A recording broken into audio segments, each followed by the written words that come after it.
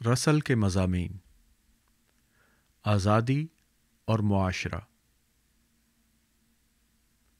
یہاں میں اس مسئلے پر بحث کرنا چاہتا ہوں کہ معاشرے میں رہنے والے انسانوں کے لیے آزادی کس حد تک ممکن ہے اور کس حد تک پسندیدہ۔ شاید پہلے ہمیں آزادی کی تعریف پر توجہ دینا چاہیے۔ یہ ایک ایسی اصطلاح ہے جس کو بہت سے معنوں میں استعمال کیا جاتا ہے، لہٰذا مفید استدلال کی خاطر ہمیں ان میں سے کسی ایک تعریف کا فیصلہ کر لینا چاہیے۔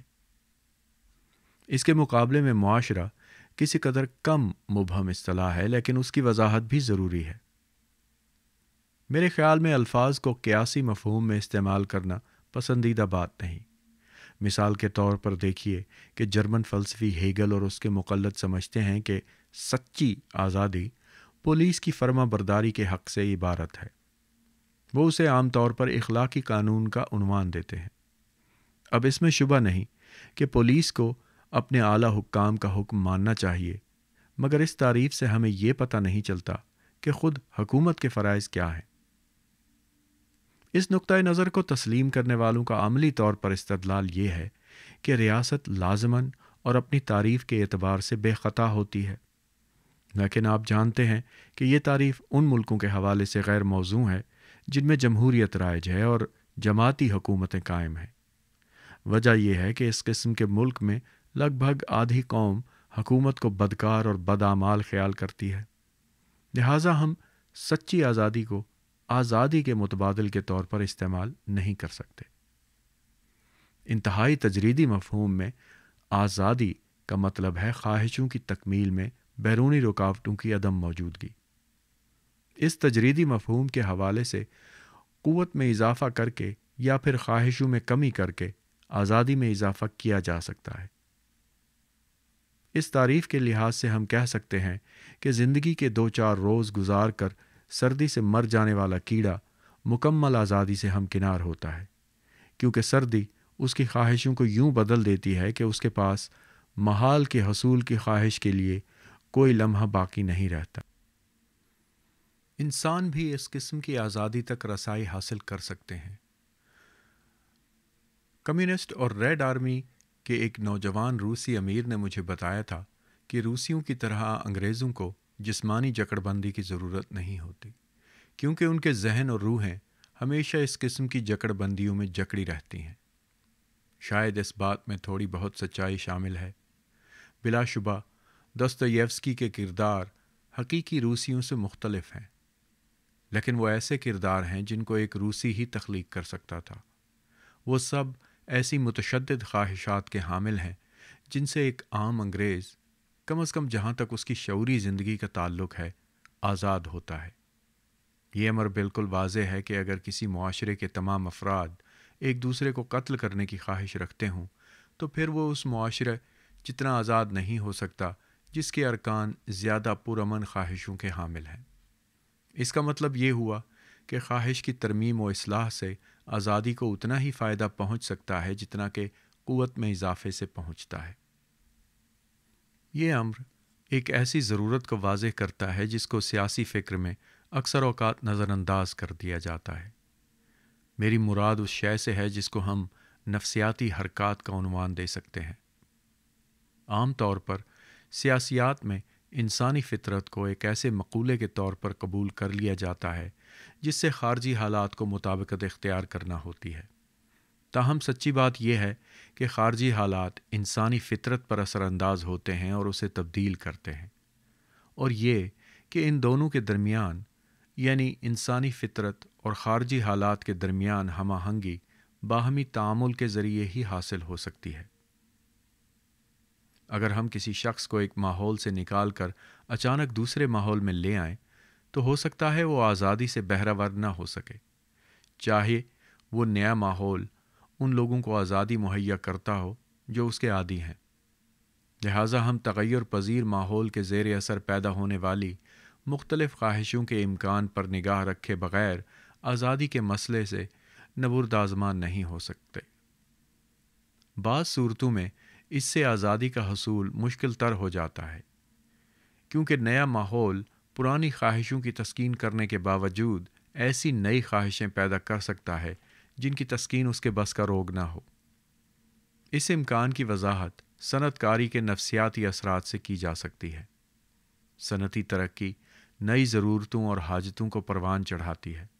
کوئی شخص محض اس لیے رنجیدہ ہو سکتا ہے کہ وہ موٹر کار نہیں خرید سکتا۔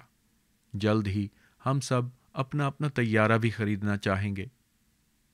یہی نہیں بلکہ کوئی شخص اپنی لاشعوری ضروریات کے حوالے سے بھی رنجیدہ ہو سکتا ہے۔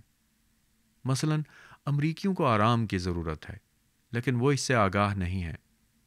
میرے خیال میں امریکہ میں جرائم کی لہر کی بڑی حد تک توجیہ اسی بابت سے کی جا سکتی ہے۔ لوگوں کی خواہشیں ایک دوسرے سے مختلف ہوتی ہیں، لیکن بعض ایسی بنیادی ضرورتیں ہیں جن کو ہم کم و بیش عالمگیر قرار دے سکتے ہیں۔ ان میں روٹی، پانی، صحت، لباس، رہائش، جنس اور ولدیت اہم ترین ہیں۔ ویسے ہم یہ کہہ سکتے ہیں کہ گرم علاقوں میں رہائش اور لباس مطلق ضروریات نہیں ہیں، پھر بھی منطقہ ہارا کے علاقوں کو چھوڑ کر ہم ان کو فہرست میں شامل کر سکتے ہیں۔ اب معاملہ یہ ہے کہ آزادی میں جو کچھ بھی شامل ہو، لیکن اس فہرست میں شامل کی جانے والی کسی شے سے محروم ہو کر کوئی شخص آزاد نہیں ہو سکتا۔ یہ اشیاء تو آزادی کا کم از کم تقاضا ہیں۔ آئیے اب ہم معاشرے کی تعریف پر توجہ دیں۔ یہ حقیقت بالکل واضح ہے کہ یہاں ہم نے کم از کم آزادی کی جو بات کی ہے، وہ جنگلوں میں زندگی بسر کرنے والے رابنسن کروسو کے مقابلے میں معاشرے میں رہنے والے کسی فرد کو بہتر طور پر حاصل ہو سکتی ہے۔ معاملہ یہ ہے کہ جنس اور ولدیت بنیادی طور پر سماجی نوعیت کی حامل ہیں۔ معاشرے کی تعریف ہم یوں کر سکتے ہیں کہ اس سے تعاون کرتے ہیں۔ جہاں تک انسانوں کا تعلق ہے، خاندان سب سے ابتدائی سماجی گروہ ہے۔ معاشی سماجی گروہوں نے بہت بعد میں جنم لیا تھا۔ جنگ میں تعاون کرنے والے گروہ بظاہر اس قدر ابتدائی نہیں ہیں۔ دنیا جدید میں معیشت اور جنگ سماجی پیوستگی کے اہم محرکات ہیں۔ خاندان یا قبیلے کی سطح سے آگے بڑھ کر معاشرے نے جو ترقی کی ہے، اس کے طفیل ہماری آزادی میں اضافہ ہوا ہے۔ یہ سمجھا جاتا ہے کہ منظم معاشرے میں ہم زیادہ محفوظ ہوتے ہیں اور دشمنوں کے ہاتھوں مر جانے کا امکان کم ہوتا ہے، تاہم یہ دعویٰ مشتبہ ہی ہے۔ اگر ہم نفسیاتی حرکیات کو نظر انداز کرتے ہوئے کسی شخص کی خواہشات کو بنیادی حیثیت دیں، تو پھر اس کی آزادی کی راہ میں رکاوٹیں دو قسم کی ہیں، یعنی طبعی اور سماجی۔ آئیے ہم سادہ سی مثال سے اس بات کی وضاحت کریں۔ ممکن ہے کہ دھرتی سے اتنی خوراک نہ پیدا ہوتی ہو کہ وہ کسی شخص کی ضرورت پوری کر سکے۔ یہ بھی ہو سکتا ہے کہ دوسرے لوگ اسے خوراک حاصل نہ کرنے دیں۔ گویا ایک طرف معاشرہ فرد کی آزادی کی راہ میں حائل طبعی رکاوٹوں کو کم کرتا ہے، تو دوسری طرف وہ سماجی رکاوٹیں پیدا بھی کرتا ہے۔ تاہم یہاں ہم خواہش پر معاشرے کے اثر کو نظر انداز کرنے سے غلطی کا شکار ہو سکتے ہیں۔ یہ فرض کیا جا سکتا ہے کہ چیونٹیاں اور شہد کی مکھیاں بہت ہی منظم گروہوں کی صورت میں رہتی ہیں، اس لیے وہ ہمیشہ بے ساختہ طور پر وہی عمل کرتی ہیں جو ان کے گروہی فرائض کا تقاضا ہے۔ یہ بات اعلیٰ تر قسم کے غول پسند جانوروں کے معاملے میں بھی درست ہے۔ ممکن ہے کہ وہ وحشت کے انسانوں کی صورتحال اس سے مختلف نہ ہو، لیکن ہم دیکھتے ہیں کہ مہذب انسان اگرچہ زیادہ ترقی یافتہ معاشرے کی تشکیل کرتے ہیں، لیکن اپنی جبلتوں کے لحاظ سے وہ کم سماج پرست دکھائی دیتے ہیں۔ یہی وجہ ہے کہ وہ آزادی کے مسئلے کو موضوع بحث بناتے ہیں۔ میں اس حقیقت سے انکار کا ہرگز ارادہ نہیں رکھتا کہ سب سے زیادہ مہذب معاشروں میں بھی سماجی تعاون کی ایک جبلی اساس ہوا کرتی ہے۔ لوگ یہ چاہتے ہیں کہ وہ اپنے ہمسایوں جیسے ہوں اور وہ انہیں پسند بھی کریں، وہ ان کی راہ پر چلتے ہیں۔ پھر بھی لوگ جب زیادہ مہذب ہو جاتے ہیں تو لگتا ہے کہ یہ عوامل دھندلے پڑ جاتے ہیں۔ بالغوں کے مقابلے میں یہ عوامل سکول جانے والے بچوں میں زیادہ مضبوط ہوتے ہیں۔ ویسے بھی مجموعی طور پر ہم دیکھتے ہیں کہ کم ذہین افراد میں یہ عوامل کچھ زیادہ ہی مضبوط ہوتے ہیں۔ سماجی تعاون کی بنیاد اب گروہی جبلت کی بجائے اس تعاون کے فوائد کا عقلی فہم بنتا جا رہا ہے۔ غیر مہذب انسانوں میں انفرادی آزادی کا مسئلہ سر نہیں اٹھاتا تھا، کیونکہ انہیں اس کی ضرورت ہی محسوس نہ ہوتی تھی۔ لیکن مہذب انسان جوں جوں زیادہ تہذیب یافتہ ہوتے جا رہے ہیں، اس مسئلے کی شدت بھی بڑھتی جا رہی ہے۔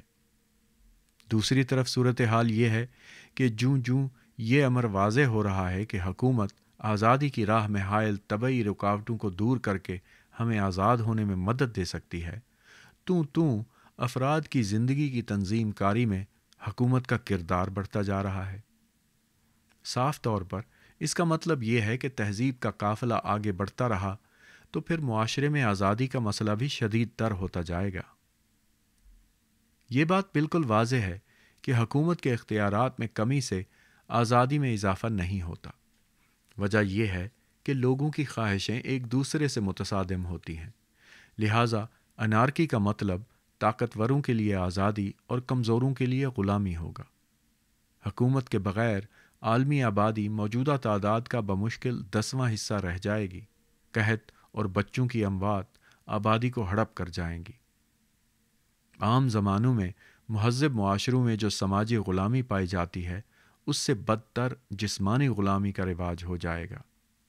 لہٰذا ہمارے پیش نظر مسئلہ یہ نہیں کہ حکومت کے بغیر کام کیسے چلایا جائے، بلکہ مسئلہ یہ ہے کہ آزادی میں حکومت کی مداخلت کو کم سے کم روا رکھتے ہوئے حکومت کی موجودگی سے زیادہ فائدہ کیوں کر حاصل کیے جا سکتے ہیں۔ اس کا مطلب جسمانی اور سماجی آزادی میں توازن پیدا کرنا ہے۔ سادہ لفظوں میں یوں کہیے کہ اصل مسئلہ یہ ہے کہ زیادہ خوراک اور بہتر صحت کے حصول کے لیے ہمیں حکومتی دباؤ کو مزید کس حد تک برداشت کرنا چاہیے۔ اس حوالے سے سادہ سا معاملہ یہ ہے کہ آیا خوراک اور صحت ہمارے لیے ہے یا کسی اور کے لیے؟ دیکھا گیا ہے کہ لوگ جب محاصرے میں آتے ہوں، یا جیسا کہ 1917 سے انگلینڈ کی صورتحال تھی، تو پھر وہ ہر حد تک حکومتی دباؤ قبول کرنے پر آمادہ ہوتے ہیں، کیونکہ انہیں معلوم ہوتا ہے کہ یہ دباؤ سب کے فائدے کے لیے ہے۔ لیکن جب صورتحال یہ ہو کہ ایک شخص حکومت کے ستم برداشت کرے اور دوسرا خوراک حاصل کرے، تو پھر معاملہ بالکل مختلف ہو جاتا ہے۔ یوں ہم سرمایہ داریت اور اشتراکیت کے مسئلے پر جا پہنچتے ہیں۔ سرمایہ داری کی حمایت کرنے والے آزادی کے مقدس اصولوں کا بہت چرچا کرتے ہیں۔ ان اصولوں کو ہم اس ایک کلیے میں پیش کر سکتے ہیں کہ جو خوش قسمت ہیں انہیں بدقسمتوں کے استحصال سے نہ روکا جائے۔ عدم مداخلت کا پرچار کرنے والے لبرلزم اس کلیے پر مبنی ہے، تاہم اسے انارکیت نہیں سمجھنا چاہیے۔ وہ بدقسمتوں کو قتل و غارت اور بغاوت و سرکشی سے روکنے کے لیے قانون کا سہارا لیتا ہے۔ جب تک ممکن تھا اس نے ٹریڈ یونینزم کی مخالفت بھی کی تھی۔ البتہ اس قدر حکومتی مداخلت کے بعد وہ اپنے باقی مقاصد معاشی قوت کے ذریعے حاصل کرنے کے درپے تھا۔ لبرلزم سرمایہ دار کو یہ حق دیتا تھا کہ وہ مزدور سے کہے کہ تم بھوک سے مر جاؤ گے، لیکن وہ مزدور کو یہ حق نہ دیتا تھا کہ وہ سرمایہ دار سے یہ کہے کہ مجھ سے پہلے تم گولی سے اڑائے جاؤ گے۔ قانونی موشگافیاں اپنی جگہ، لیکن ان دونوں دھمکیوں میں فرق کرنا محض حماقت ہے۔ دونوں یکساں طور پر آزادی کے لیے خطرہ بنتی ہیں۔ تاہم لبرلزم نے جس عدم مساوات کو فروغ دیا وہ صرف معاشی شعبے تک محدود نہیں، بلکہ اس نظام نے عورتوں پر شوہروں کی اور بچوں پر باپوں کی آمریت کا جواز پیش کرنے کے لیے بھی آزادی کے مقدس اصولوں کو استعمال کیا۔ تاہم ہمیں اقرار کرنا چاہیے کہ لبرلزم عورتوں پر شوہروں کی آمریت کو کم کرنے کا رجحان رکھتا تھا۔ بچوں کو کارخانوں میں کام کرنے پر مجبور کرنے کا جہاں تک تعلق ہے، بچوں پر باپ کی آمریت لبرلزم کے حامیوں کے باوجود کم ہوتی چلی گئی۔ یہاں میں یہ کہتا چلوں کہ یہاں اکنامک لبرلزم کی بات ہو رہی ہے، جو 19ویں صدی کے آخر اور 20ویں صدی کے اوائل میں جس کی بحث چلی ہوئی تھی۔ یہ وہ لبرلزم نہیں ہے ٹو اے لارج ایکسٹینٹ جس کے بارے میں آج کل ہم لوگ باتیں کرتے ہیں۔ خیر، اس موضوع پر پہلے ہی بہت کچھ کہا اور لکھا جا چکا ہے۔ میں اس سے چمٹے رہنے کی خواہش نہیں رکھتا، لہٰذا میں ایک زیادہ عمومی مسئلے کی طرف رخ کرتا ہوں۔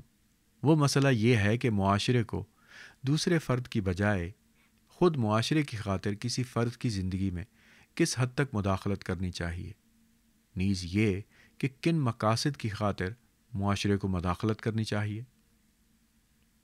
میرے خیال میں آزادی کے کم از کم لوازمات یعنی خوراک، پانی، صحت، رہائش، لباس، جنس اور ولدیت کو دوسرے امور پر ترجیح حاصل ہونی چاہیے۔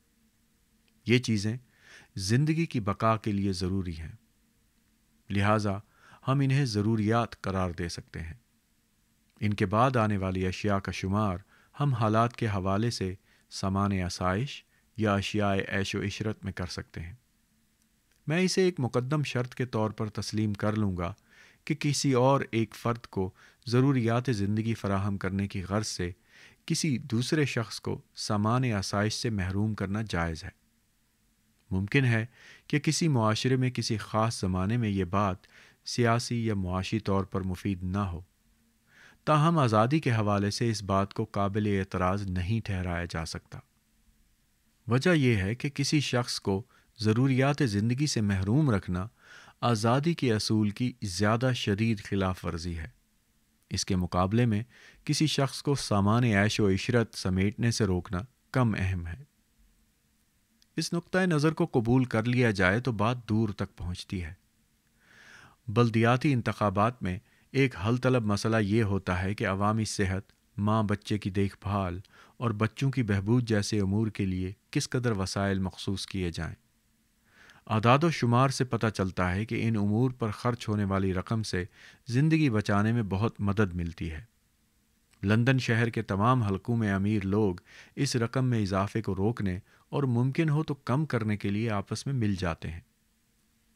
دوسرے لفظوں میں اس کا مطلب یہ ہے کہ یہ امیر لوگ ہزاروں افراد کو لقمہ اجل بنانے پر آمادہ ہوتے ہیں تاکہ ان کی عیش و عشرت میں کوئی فرق نہ آئے۔ اب چونکہ اخبارات پر بھی ان کو اثر و رسوخ حاصل ہوتا ہے، اس لیے وہ ستم رسیدہ انسانوں سے حقائق کو چھپانے میں بھی کامیاب ہو جاتے ہیں، یہاں تک کہ تحلیل نفسی کے ماہرین کے جانے پہچانے طریقوں سے وہ ان حقائق کو اپنے آپ سے بھی چھپا لیتے ہیں۔ ویسے بھی اس میں کوئی نرالی بات نہیں، دنیا میں ہر جگہ اور ہر زمانے میں امراء کا یہی وتیرہ رہا ہے۔ یہاں میں صرف یہ کہنا چاہتا ہوں کہ آزادی کی بنیاد پر ان کے طرز عمل کا دفاع نہیں کیا جا سکتا۔ جنس اور ولدیت کے حق پر میں بحث نہیں کرنا چاہتا، تاہم اس قدر ضرور کہوں گا کہ مسیحی رہبانیت کی روایت کا ایک ناخوشگوار نتیجہ یہ سامنے آیا کہ لوگ روٹی کے حق کو تو تسلیم کرتے ہیں لیکن جنس کے حق کو نظر انداز کر دیتے ہیں۔ سیاست دانوں کے پاس اتنا وقت ہی نہیں کہ وہ انسانی فطرت کو جان سکیں۔ عام مردوں اور عورتوں کو متحرک کرنے والی خواہشوں کا انہیں کچھ علم ہی نہیں ہے۔ اگر کسی سیاسی جماعت کے قائدین نفسیات کی تھوڑی بہت سوجھ بوجھ رکھتے ہوں تو وہ جماعت غیر معمولی کامیابیاں حاصل کر سکتی ہے۔ اچھا، میں تو مانتا ہوں کہ لوگوں کو ضروریات زندگی مہیا کرنے کی غرض سے معاشرے کو دخل دینے کا حق حاصل ہے، لیکن یہ بات تسلیم نہیں کرتا کہ ان امور میں بھی معاشرے کی دخل اندازی جائز ہے جن میں فرد اپنی کامیابیاں دوسروں کی قیمت پر حاصل نہیں کرتا۔ یہاں میں نقطۂ نظر، علم اور آرٹ کے بارے میں سوچ رہا ہوں۔ کسی معاشرے کی اکثریت اگر کسی رائے کو، کسی نقطۂ نظر کو پسند نہیں کرتی تو بھی اسے اس رائے کے حامل افراد کو راہ راست پر لانے کا کوئی حق نہیں۔ اسی طرح اگر کسی معاشرے کی اکثریت بعض حقائق کو جاننے کی روادار نہیں تو اسے یہ حق حاصل نہیں ہو جاتا کہ ان حقائق کو جاننے کے آرزو مند افراد کو جیل کی کال کوٹڑی میں ڈال دیا جائے۔ میں ایک خاتون کو جانتا ہوں جس نے ٹیکسس کی خاندانی زندگی کے موضوع پر ایک مفصل کتاب لکھی ہے۔ میرے خیال میں علم سماجیات کے حوالے سے یہ ایک قابل قدر کتاب ہے۔ اب چونکہ پولیس کے خیال میں حقائق کی اشاعت بہت بری بات ہے، لہٰذا اس نے ڈاک کے ذریعے اس کتاب کی ترسیل کو غیر قانونی قرار دے رکھا ہے۔ ہم سب جانتے ہیں کہ تحلیل نفسی کے مریضوں کا علاج اکثر اوقات محض اس طریقے سے کیا جاتا ہے کہ انہیں لاشعور میں ٹھنسے ہوئے حقائق دوبارہ شعور میں لانے پر آمادہ کیا جاتا ہے۔ بعض حوالوں سے معاشرہ بھی ان مریضوں جیسا ہوتا ہے، لیکن اپنے علاج کا موقع دینے کی بجائے معاشرہ اس ڈاکٹر کو سزا دیتا ہے جو ناپسندیدہ حقائق کو اس کے سامنے پیش کرتا ہے۔ آزادی میں مداخلت کی یہ نہایت ہی ناپسندیدہ صورت ہے۔ ذاتی اخلاقی ضابطوں میں مداخلت کے بارے میں بھی یہی بات درست ہے۔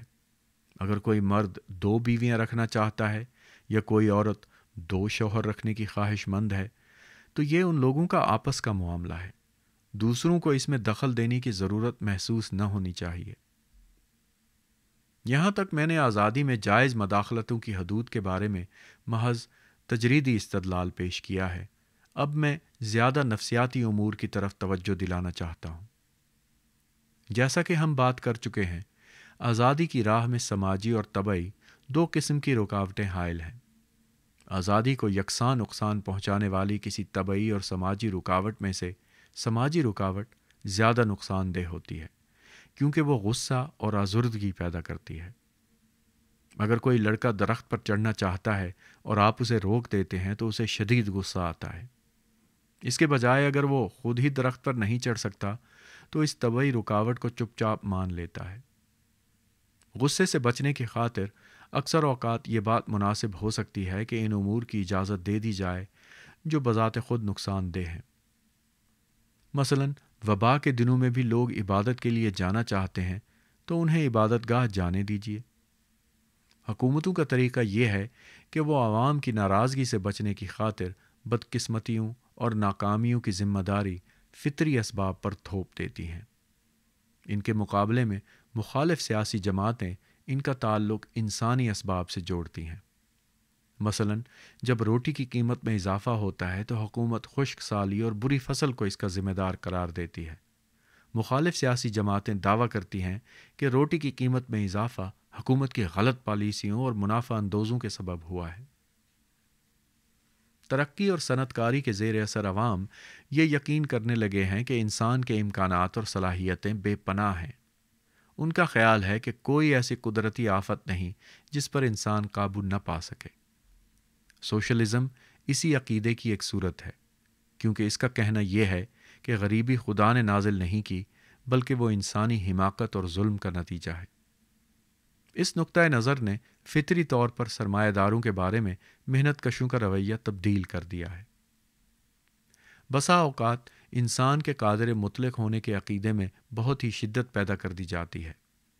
چنانچہ بعض اشتراکی بظاہر یہ سمجھتے ہیں کہ اگر آبادی اس قدر بڑھ جائے کہ کرۂ ارض پر انسانوں کے لیے صرف کھڑا رہنے کی گنجائش رہ جائے تو بھی سب کے لیے کافی مقدار میں خوراک موجود رہے گی۔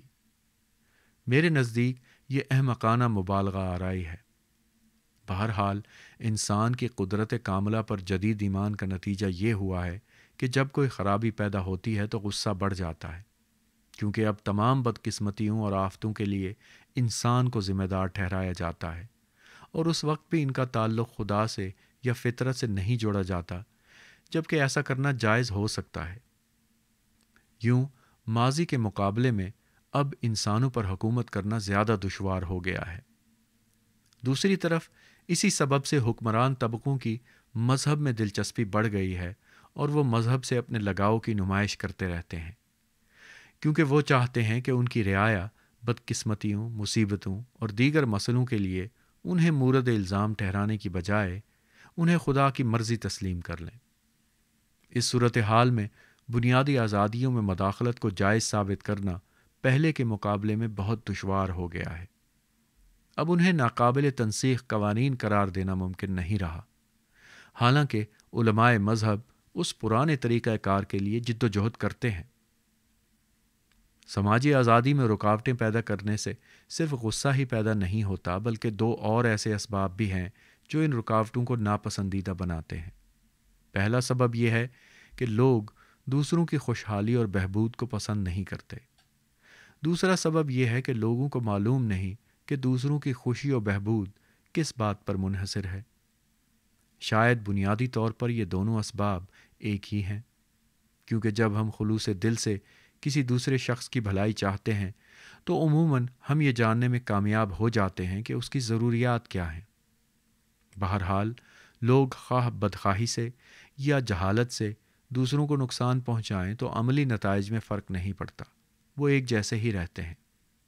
لہٰذا ان دونوں اسباب کو ایک ہی سمجھ سکتے ہیں اور کہہ سکتے ہیں کہ دوسروں کے مفادات کی حفاظت کے لیے کسی شخص یا طبقے پر اعتماد مشکل ہی سے کیا جا سکتا ہے۔ جمہوریت کے حق میں پیش کیے جانے والے استدلال کی بنیاد یہی ہے۔ تاہم جدید ریاست میں جمہوریت افسروں کے وسیلے سے کام کرتی ہے، لہٰذا جہاں تک فرد کا تعلق ہے وہ بالواسطہ اور دور از کار ہو جاتی ہے۔ افسر شاہی میں ایک خاص خطرہ پوشیدہ ہے، وہ یہ کہ عام طور پر افسر اپنے دفتروں میں بیٹھتے ہیں اور یہ دفاتر ان لوگوں سے بہت دور ہوتے ہیں جن پر وہ حکومت کرتے ہیں۔ تعلیم کی مثال ہی لے لیجئے۔ استاد بچوں کو تعلیم دیتے ہیں، اس لیے وہ بچوں کو اچھی طرح سمجھتے ہیں اور ان کی پرواہ بھی کرتے ہیں، لیکن اساتذہ کو کنٹرول ایسے افسر کرتے ہیں جن کو کوئی عملی تجربہ نہیں ہوتا اور جن کے لیے بچوں کی حیثیت محض فضول لونڈوں کی سی ہو سکتی ہے۔ اس صورتحال کا نتیجہ یہ ہے کہ جب حکام اساتذہ کی آزادی میں دخل دیتے ہیں تو عموماً یہ بات نقصان دہ ثابت ہوتی ہے۔ دوسرے شعبوں کا حال بھی یہی ہے۔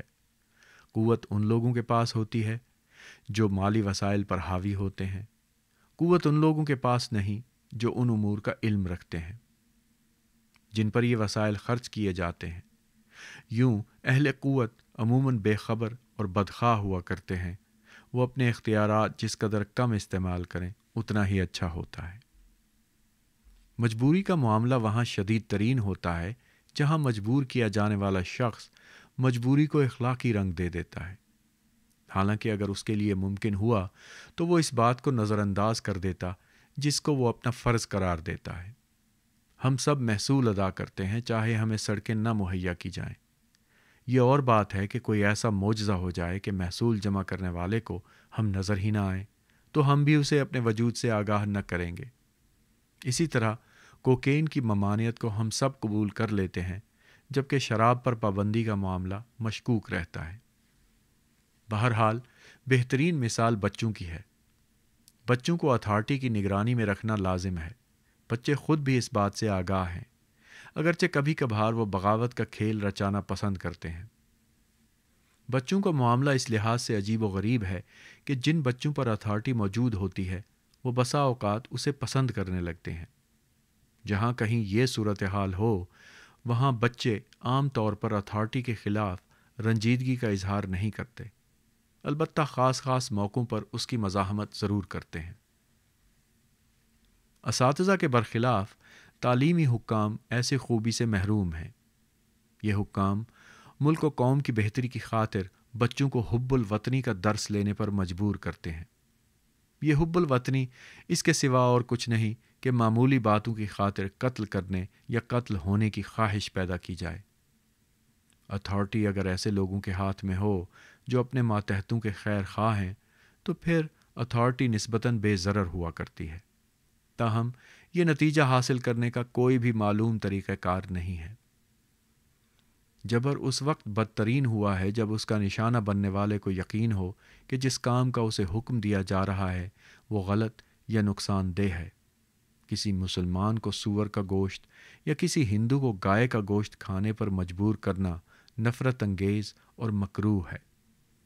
جو لوگ چیچک کا ٹیکہ لگانے کے مخالف ہیں انہیں یہ ٹیکہ نہیں لگانا چاہیے، البتہ ان کے چھوٹے بچوں کا معاملہ مختلف ہے۔ بچوں کی زندگی بچانے کے لیے انہیں ٹیکہ لگنا ہی چاہیے۔ آزادی کے اس معاملے میں اہم ترین فرق دو قسم کی نیکیوں میں ہے۔ ایک طرف وہ نیکیاں ہیں جن کو کوئی شخص دوسروں کی قیمت پر قبول کیے رکھتا ہے، دوسری طرف ایسی نیکیاں ہیں جن میں ایک شخص کا فائدہ دوسرے کا نقصان نہیں ہے۔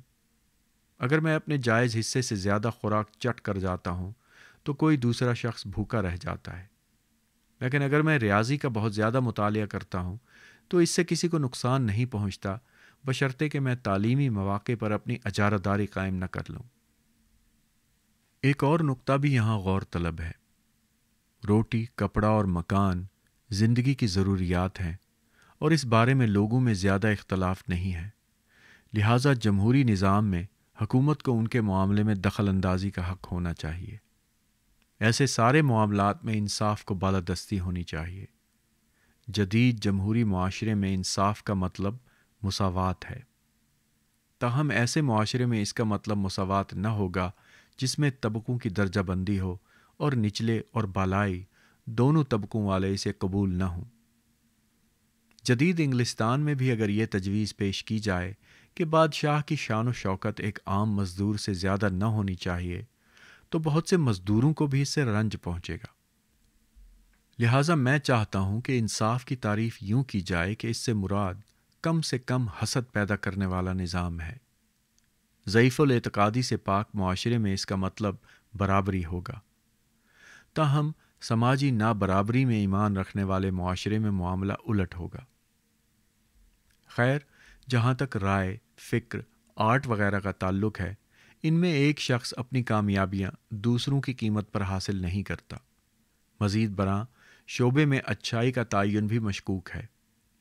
اگر الف عیش اڑا رہا ہے اور بے روکھی سوکھی روٹی سے پیٹ کی آگ بجھا رہا ہے، تو الف کی طرف افلاس کے فائدے پر واز ریاکاری ہوگی۔ لیکن اگر مجھے ریاضی پسند ہے اور آپ موسیقی کے رسیا ہیں، تو ہم ایک دوسرے کے معاملے میں دخل نہیں دیتے، اور جب ہم ایک دوسرے کے ذوق کی داد دیتے ہیں تو شائستگی کا اظہار کرتے ہیں۔ جہاں تک رائے کا معاملہ ہے، صداقت تک پہنچنے کا واحد راستہ مقابلہ ہے۔ لبرلزم کے پرانے حامیوں سے غلطی ہوئی ہے۔ وہ کاروبار میں آزاد مقابلے کا پرچار کرتے رہے ہیں، جبکہ انہیں خیالات کی دنیا میں آزاد مقابلے کی حمایت کرنی چاہیے تھی۔ ہم بھی کاروبار کی بجائے خیالات کی دنیا میں آزاد مقابلہ چاہتے ہیں۔ مشکل یہ ہے کہ کاروبار میں آزاد مسابقت ختم ہوتی ہے تو فاتحین اپنی معاشی قوت کو ذہنی اور اخلاقی شعبوں میں زیادہ سے زیادہ استعمال کرنے کے درپے ہو جاتے ہیں۔ وہ روزی کمانے کی اجازت کو راست زندگی اور راست سوچ سے مشروط کرنے پر زور دیتے ہیں۔ یہ بدقسمتی کی بات ہے، کیونکہ راست زندگی کا مطلب ریاکاری اور راست سوچ کا مطلب بے وقوفی ہے۔ سب سے بڑا خطرہ یہ ہے کہ آیا امراء کی حکومت یا اشتراکی نظام میں معاشی ایذا رسانی کے ذریعے تمام ذہنی اور اخلاقی ترقی محال ہو جائے گی؟ فرد کی آزادی کا احترام وہاں ہونا چاہیے جہاں کے اعمال سے دوسروں کو کوئی براہ راست، واضح اور غیر مشکوک نقصان نہیں پہنچتا۔ بصورت دیگر ہماری ایذا رساں جبلتیں 16ویں صدی کے اسپین جیسی ایک ہی دھڑے پر چلنے والا معاشرہ تعمیر کر دیں گی۔ یہ خطرہ حقیقی ہے اور اہم بھی۔ اگر ہم نے آزادی کو اس کے مناسب مقام پر رکھنا نہ سیکھا تو پھر اس خطرے سے دوچار ہوئے بغیر نہ رہیں گے۔ ہمیں ایسی آزادی کی خواہش نہ کرنی چاہیے جو دوسروں کو دبانے والی ہو، بلکہ ہمیں ایسی آزادی تلاش کرنی چاہیے جو ہمیں اپنی مرضی کے مطابق رہنے اور سوچنے کا حق دے، اور ہمارے اس حق سے دوسروں کو نقصان نہ پہنچے۔ آخر میں اس شے کے بارے میں کچھ کہنا چاہتا ہوں جس کو اس مضمون کے آغاز میں نفسیاتی حرکیات کا نام دیا گیا تھا۔ جس معاشرے میں ایک ہی قسم کا کریکٹر ملتا ہو، اس میں مختلف قسم کے کریکٹر رکھنے والے معاشرے کے مقابلے میں زیادہ آزادی ممکن ہو سکتی ہے۔ انسانوں اور شیروں پر مشتمل معاشرے میں آزادی خطرے میں رہتی ہے، کیونکہ وہاں شیروں کو پابند سلاسل کرنا پڑتا ہے یا پھر انسانوں کو۔ اس طرح دنیا میں جس جگہ رنگدار لوگوں پر سفید فام حکمران ہیں، وہاں آزادی ممکن نہیں۔ زیادہ سے زیادہ آزادی کو ممکن بنانے کے لیے تعلیم کے ذریعے کردار سازی ضروری ہے، تاکہ انسان ایسی سرگرمیوں سے خوشی حاصل کرنا سیکھ سکیں جو دوسروں کو دبانے والی نہیں ہیں۔ کردار سازی میں مؤثر کام زندگی کے پہلے 6 برسوں میں ہوتا ہے۔ ڈیپٹفرڈ میں مس میکملن بچوں کی اس طرح تربیت کر رہی ہیں کہ وہ آزاد معاشرے تخلیق کرنے کے قابل بن جاتے ہیں۔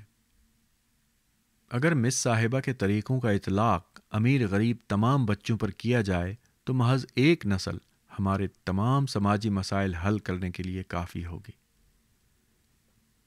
تاہم تربیت پر اصرار کے سبب تمام فریق یہ بات بھول گئے ہیں کہ تعلیم میں اہم شے کیا ہوتی ہے۔ بچپن گزرنے کے بعد خواہشوں کو کنٹرول تو کیا جا سکتا ہے، لیکن انہیں بدلا نہیں جا سکتا۔ لہٰذا یہ ضروری ہے کہ انسانوں کو بچپن ہی میں زندہ رہو اور زندہ رہنے دو کا سبق سکھایا جائے۔ انسان اگر ایسی چیزوں کی خواہش نہ کرنے لگیں جن کو صرف دوسروں کی بدقسمتی کے ذریعے حاصل کیا جا سکتا ہے، تو سماجی آزادی کی راہ میں حائل رکاوٹیں بھی ختم ہو جائیں گی۔ یہاں پر میں اس مضمون کے کاتب کے منہ پر 2 بجے مار کر اس ریکارڈنگ کو ختم کرتا ہوں۔ لعنت ہے ایسی ایگزسٹنس پہ جس میں آپ اپنے پیشے کی اتنی بھی عزت نہ کریں کہ آپ ہر صفحے کے اوپر، ہر لائن کے اوپر 3 4 غلطیاں کریں، ہر پیراگراف کے اندر 2 3 4 5 غلطیاں، اور ایسی غلطیاں نہیں کہ کوئی ہجے کی غلطی ہے، مطلب کھلا بونگیاں ماری ہوئی ہیں، اور 2 بجے پروف ریڈر کے منہ پر بھی۔